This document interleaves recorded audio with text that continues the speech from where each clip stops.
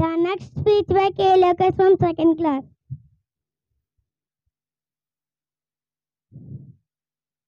Good morning, everyone. First, very special thanks to our correspondents, teachers, and my dear friends, as you all know that today is Children's Day, and we have gathered here to celebrate it. But before we move on to the celebrations, I would like to present a small speech on Children's Day. Just to set up the mood, we celebrate Children's Day on the birth anniversary of Pandit Jawaharlal Nehru, the first Prime Minister of India. He shared a very close relationship with the children. Also, loved him and called him Tata Nehru. I would like to present it. I would like to end my speech wishing you all once again a very happy Children's Day. Thank you.